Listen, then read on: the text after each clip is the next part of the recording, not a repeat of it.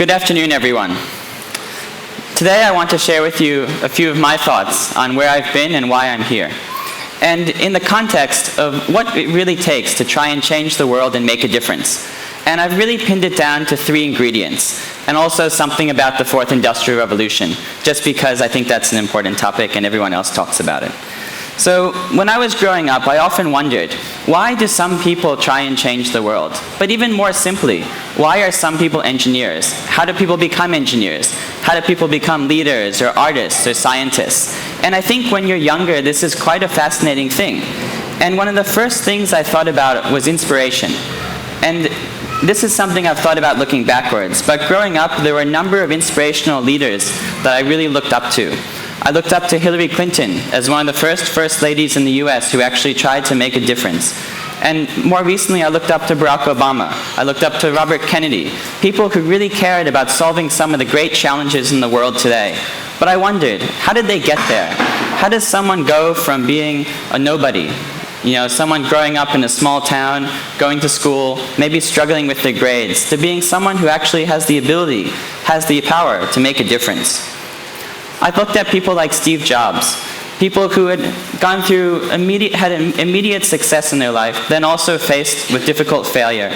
But then they picked themselves back up again, and they went on to change the world and the devices that we use. I looked up to the astronauts, the scientists, the engineers, the ones who made it into space, like Sally Ride. And I always wondered, what does it take to get there? Now, as a young person growing up in a small town in the US, there were a number of things that really started playing on my mind. And I guess now, after the last talk, I have a slightly better understanding of maybe what some of those were. But these are things that motivated me. Now, when I was younger, I grew up in a small town in the United States called Southport, Connecticut. Has anyone here heard of Southport, Connecticut? You have? Possibly because Martha Stewart and a number of other interesting personalities came from this town. But what's interesting is this town of 3,000 people is one of the richest towns in the US. And it sits between Westport, Connecticut and Fairfield, Connecticut. And this is a picture of the harbor that I used to walk to growing up. Now, I did not grow up in a rich family. I was sort of in the lower middle class. But my parents struggled very hard so that we could live in this town because this town had good schools. And in the United States, the schools you go to and the quality of the schools is dependent on the tax dollars that the town contributes. So if you want good schools, if you want to change your position, if you want to change your socioeconomic status, you have to find your way into a good town, into good schools, and meet the right people, and also try and find the best teachers. And that's what my parents did. So we lived in this little town. And growing up, I thought it was quite a nice place to live, but as I started growing up, I started realizing that I was quite different to most people in this town, both socioeconomically, but also in the experiences that I'd had. And at the time, I'd also looked at what was going on in the United States in the technology sector. It was actually the dot-com boom. And the dot-com boom was an interesting time because there were many people who'd come out of nowhere and made a significant amount of money. This is the Time magazine cover from called GetRich.com, and I remember back then there were all sorts of companies like Webvan and Pets.com, companies that we don't even know about, Hotbot, AltaVista, even Yahoo is now on the way out. And I saw these entrepreneurs creating businesses out of nowhere in their own room with no money, and I was quite inspired by what they were able to achieve, but I also didn't know how quickly that would come crashing down. But the real thing that inspired me, the real thing that played on my mind from a very young age, was the level of inequality that I saw in the world around me. And it's something that I felt deeply. And I was always quite amazed by it, because as someone living in this town, growing up at that time in the United States, if you look statistically, I was probably in sort of the top few percent in the world economically, in terms of income and lifestyle. But in the town, you were poor compared to everyone else. Students and colleagues in school end up going out on yachts on the weekend. They take long holidays around the world. And that really plays on your mind. And I always wondered, why is this the case? Why are some people so much better off than others? It didn't seem to be solely because of their education. It didn't seem to be solely because of their ability. It seemed to be that just because of the circumstances, they grew up in a completely different environment than I did myself. But I really wanted to change that. I really wanted to sort of find my place in the world and try and make a difference and try and start solving these problems. And I was quite lucky that at a young age I also realized that there was a transformation that needed to occur. That I needed to go from being just a student in this town to being someone who has the ability, someone who can become an engineer or a scientist or an entrepreneur. So I was quite lucky that when I was younger I played with a lot of different toys. And I'm sure many of you who may have an engineering or a science background probably started off playing with Lego and Kinects and all these different things. And what was really exciting about it is that you're presented with a whole range of different pieces. And you're able to construct those and put things together in any way that you can imagine. You can build whatever you want, really, in a way that you can't in the real world. And as a young person growing up, it really feeds your curiosity and your creativity. I also discovered some interesting pieces of technology. This is the Texas Instruments TI-83 calculator, which is a graphing calculator that came about in the 1990s. And this was actually my first introduction to programming. Now, in these calculators, you can actually write very simple programs that do very simple things. You can actually also make games, which you would play in your class at the same time. But we also used to write programs to solve some of the math problems that were presented in class, because you're able to take these calculators into the exam. So why would you want to remember an equation if you can just write a program to actually solve the equation for you and just plug in the numbers in the exam? So that's what myself and a lot of my friends ended up doing. Now, I also was quite lucky that I was able to use a lot of different communications devices. So at an early age, I had a mobile phone, I had a Palm Pilot, and eventually I got my first Apple laptop. Now, I guess one of the interesting things is how was I able to afford these things when I was younger? And that also came back to one of the other interesting parts of the town in which I grew up. There were many different exciting things in the town. There were also museums and science fairs, and I was quite inspired by those. But one of the main things was that there was actually this library called the Pequot Library. And in this library, there were many people around the town who used to donate books. And there were books that I guess people didn't really want anymore. So every year they would have a book sale. And at this book sale, you could line up on the first day, and you could buy these books at a very cheap price. Now, it turns out a lot of people throw out books that are actually worth quite a bit of money. So when I was about sort of 11 years old, I walked around to this library, and I started looking through these different books. And I realized some of them were signed by different authors. And I didn't really know who these people were. I couldn't pronounce most of their names. But at the same time, a new website had come up called eBay. So I ended up on my little sort of Palm Pilot there, taking down notes on which authors were and which books there were, and if they were first editions or not, if they were reprints or what year they were from. And I would search online to see how much they were being sold for. And I ended up buying up a lot of these books, and then I'd go and sell all of them online. And that would be how I'd fund buying different pieces of technology, buying more Lego and things like that.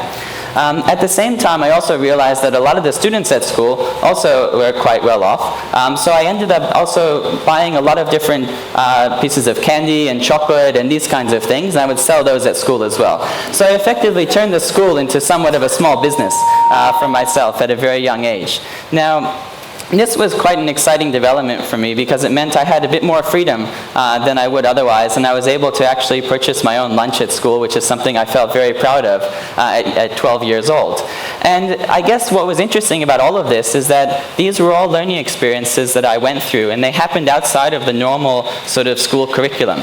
Now, I was actually quite lucky that I did have many inspirational teachers throughout my years, teachers who fostered my creativity, my sense of passion for entrepreneurship, for science and technology. But really something was missing. And I think that was something that played on my mind for quite some time. There was quite a disconnect between what I wanted to know, who I wanted to be, and how I would get there.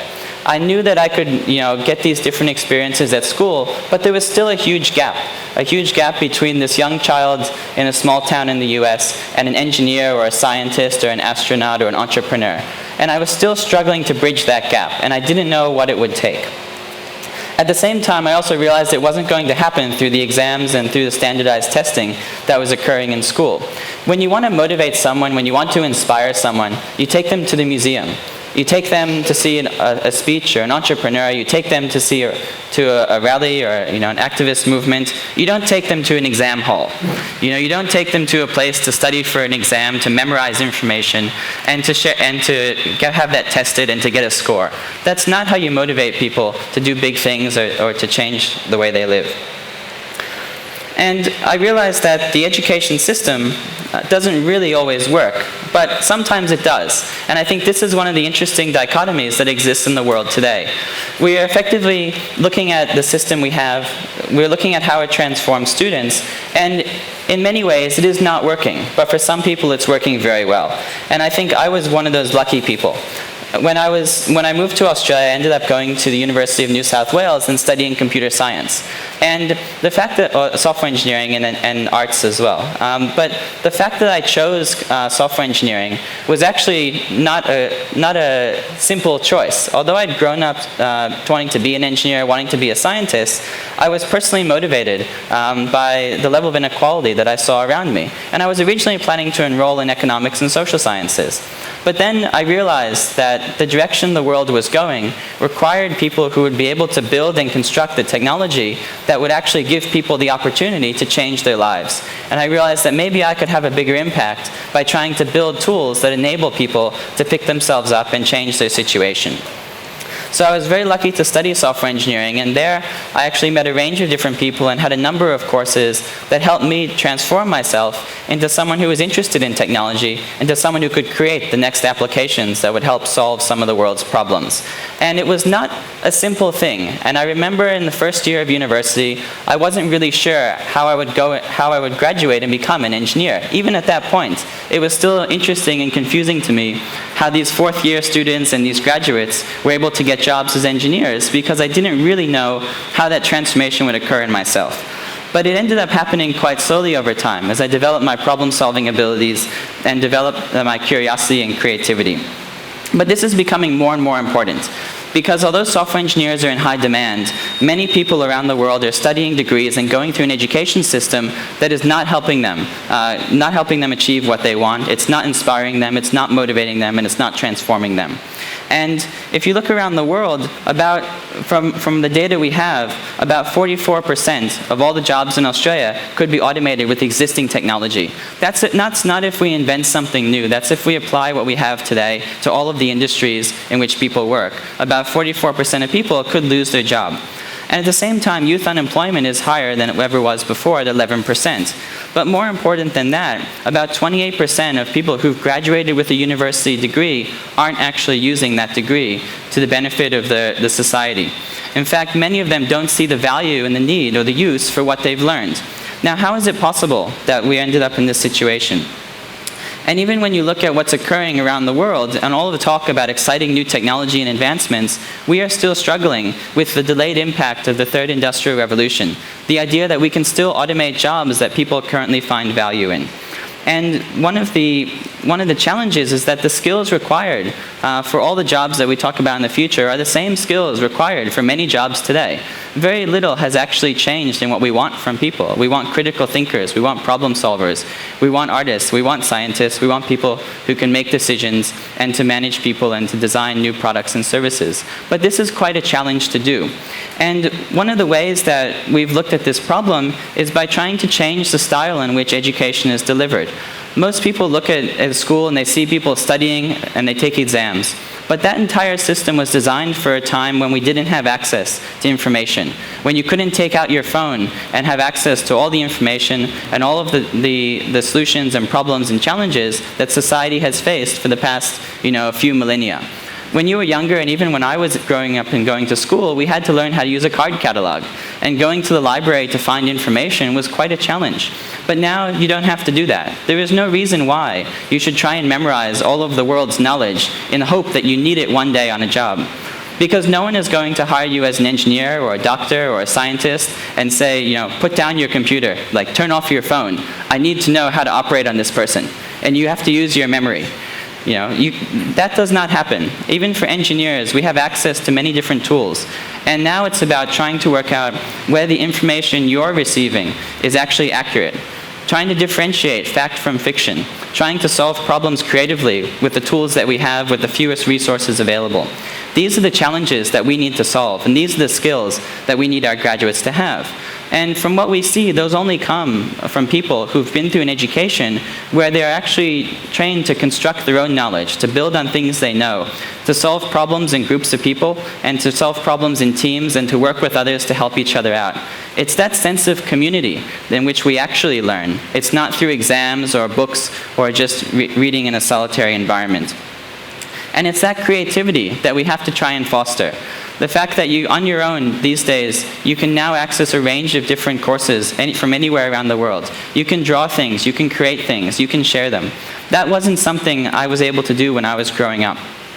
When I was growing up, I grew up in a town with few people who understood what I was trying to do or what I wanted to do. But as soon as the internet became available, and I remember distinctly when I got my first laptop in sort of 1999, I opened up a world of information. Previously, I didn't actually know what was going on around the world. If I wanted to find a speech from Robert Kennedy or from Hillary Clinton, I couldn't. But now I had access to that. I could search online on Hotbot or Alta Vista or before Google and find out, exactly what people had said. But now we have access not just to that information, but also the ability to communicate with people anywhere in the world and learn from people. And what we're seeing is that now communities of practice can form with people of all ages. So if you're a small student or a child in a small town with no one who shares your view of the world or has the same level of understanding, you can find people online who do. You can form a community and you can support each other. No longer are you waiting for someone to give you, a box of Lego or to share with you a picture from a museum. You can now go find that yourself and you can get it. And you can start meeting people around the world and forming groups and solving these challenges yourself. And I think this is critically important, but it's not something that's new. And there's this great quote that I like from Jean Piaget, who is actually one of the people who came up with the ideas of social constructivism. And he says that education, for most people, means trying to lead the child to resemble the typical adult of his society. But for me and no one else, education means making creators. You have to make inventors and innovators, not conformists. And this is, I think, the challenge before all of us. How do we redesign our education system so that we are actually focused on transforming people so that they are the best they can be and completely different from everyone else, but also each contributing their own ideas, their own problems and solutions to the greater society. And I think only if we can do this will we really be able to create these types of people who can actually make a difference. And I guess, when I look back at the few things that I've achieved so far, it actually is quite interesting to me that I've actually come this far. Because when I grew up, I didn't realize all of these things. I stumbled upon them accidentally. Just because of where I was lucky enough to go visit the library and find some books that nobody wanted. Because I grew up I started to grow up at the time of the dot-com boom, I was inspired by technology. Because I had some creative teachers and I had access to information, I was able to transform myself, even when the school system did not. And it's those three things, the inspiration, the motivation, and the transformation, that I think we all need, and we all get from different places. And I think you'll find that many engineers and scientists and artists and activists who've tried to change the world, who've tried to make a difference, have discovered these things on their own. But now I think the challenge upon all of us is to how do we redesign and recreate the education system so that we can give everyone that opportunity. So it's no longer a matter of chance. It's a matter of actually providing people with access to the quality education that they truly need. So the question before all of us now is, what are we going to do? How are we going to make these sort of changes? And more importantly, what do we want to be? And what change do we want to see in the world? And how are we going to motivate and inspire and transform those around us to help make that difference and to make that change? Thank you very much.